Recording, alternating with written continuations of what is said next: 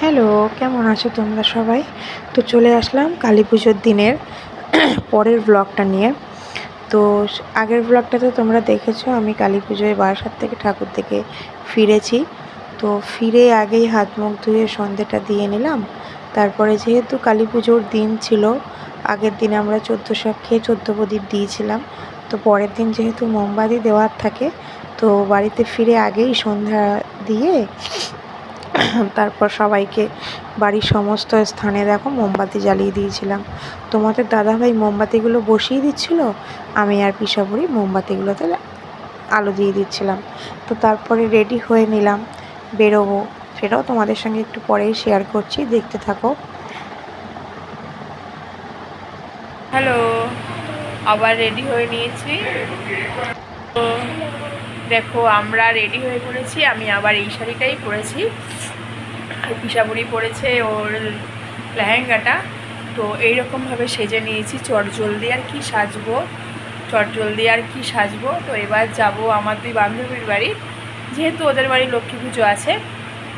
তো চলো ওদের বাড়িতে গিয়ে দেখা করব, আর তারপরে যাব আমাদের মায়ের বাড়ি। তোমাদেরকেও সাথে নিয়ে যাব, তোমরাও দেখতে থাকো। তো দেখো প্রথমেই এসে পড়েছি আখির বাড়িতে। এই যে গুলো বুড়ির সাথে পিসাবুড়ি খেলা করছে, আর এই যে দেবাত্রী বসে আছে। যেহেতু সারাদিন ধরে উপোস ছিল, ও একটু টায়ার্ড, ও বুঝতে পেরেছে আমি ভিডিও করছি, তাই জন্য ওরকম করলো।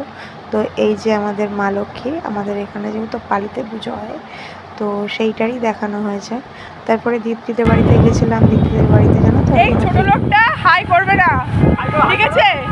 তো ছোট লোকটাকে ভিডিওতে নিচ্ছি। চেষ্টা আপনারা দেখতে পাচ্ছেন, এক বন্ধু ছিঁড়েই ফেলেছে, আর এক বন্ধু জোড়া তাত্তি মারছে।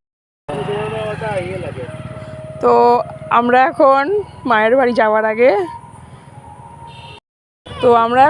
বাড়ি যাওয়ার আগে ফানুস ওড়ানোর চেষ্টা করছি মাঠে দাঁড়িয়ে। দুই বন্ধুর প্রচেষ্টা, দেখা যাক কতটা সফলতা পায়। একটা ব্যর্থ, আর একটা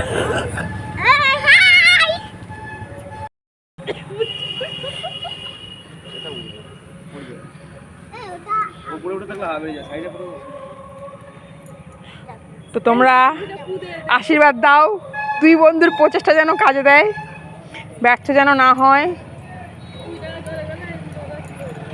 না হলে 40 টাকা পুরো জলে যাবে এদের। হ্যাঁ, তোরা কি এখান থেকে খাবার চাইতে বসেছিস?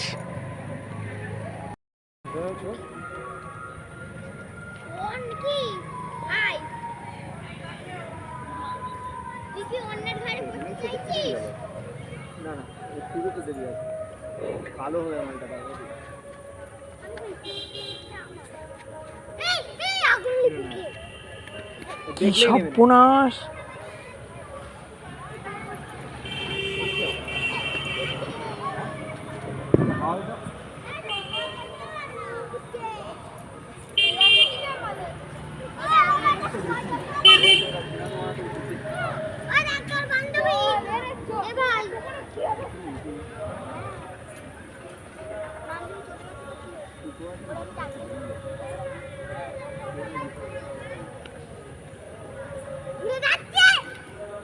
এই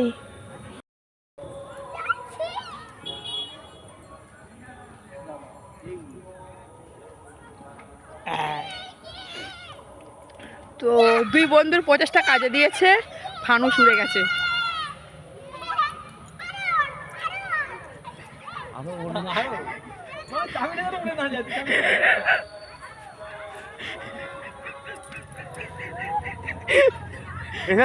উঠলো উঠলো, হ্যাঁ বলছে তোকে না উঠে নিজে চাবি দেবো।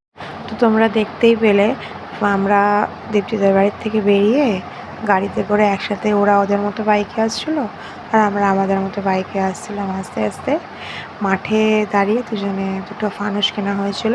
তো একটা ফানুস তো পুড়েই গেছিলো, ওড়াতে পারিনি। আর যেহেতু দাদা ফানুস ওড়াতে পারে না, সেহেতু তোমাদের দাদা ভাই বললো ঠিক আছে আসো আমি শিখিয়ে দিচ্ছি বলে ওরা তো ওড়ালো। আর সেই আনন্দ করছে বাচ্চা দুটো, তোমরা দেখতেই পেলে। তারপরে চলে এসেছি এই আমাদের মায়ের মন্দির। হ্যাঁ, সেই মায়ের মন্দির যেখানে কালকে তোমরা দেখেছিলে একদম ফাঁকা শুনশান। আর আজকে এখানে দেখো পা দেওয়ার জায়গা নেই। এটাই হচ্ছে আমাদের মায়ের মন্দির, এতটাই জাগ্রত মায়ের মন্দির। তো আমাদের এই বিডিও অফিসের পাশে যে মায়ের মন্দিরটা, এটা ইনি হচ্ছে আমাদের কি বলবো আমাদের রক্ষা মা। ইনি আমাদের গ্রামকে সত্যিই রক্ষা করে চলেছেন। আর এই যে মহাশয়কে তোমরা দেখলে, ইনি আমার সম্পর্কে এক তরফে দাদা হন। তো খুব মজার একজন মানুষ, খুব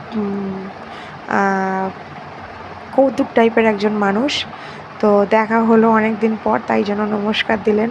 তো প্রথমে লজ্জা পাচ্ছিল, আমি বললাম যে না না দিন দিন অসুবিধা নেই, ওই জন্য আবার ভালো করে নমস্কার করে দিল। তারপরে দেখো এই মায়ের মন্দিরে এসে পড়েছি। এই যে আমাদের মায়ের সঙ্গে তোমাদের দর্শন করিয়ে দিলাম। আগে একদিন এসেছিলাম না পুজো করতে আমি আর দীপ্তি, সেদিনকে কিন্তু তোমাদের সাথে মায়ের দর্শন করাইনি, কারণ আমি জানতাম মায়ের দর্শন তোমাদেরকে পুজোর দিনই করাবো, তাই জন্য সেদিনকে আর দেখাইনি। এ দেখো আমি মায়ের সঙ্গে দাঁড়িয়ে একটু ছবি তুলে নিলাম।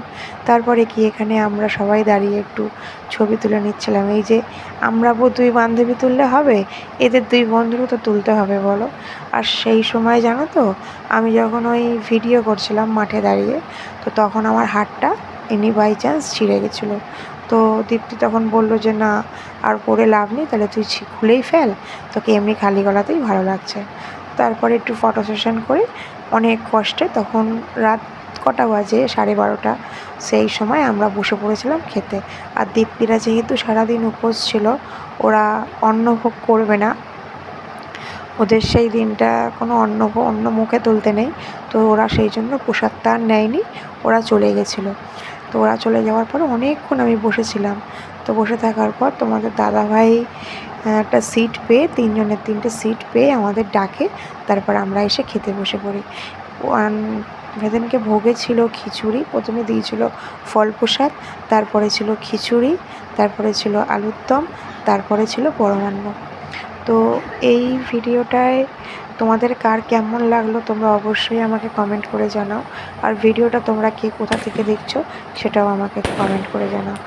তা খুব তাড়াতাড়ি দেখা হবে পরের একটা ব্লগে। আজকের মতো ভিডিওটা এখানেই শেষ করছি।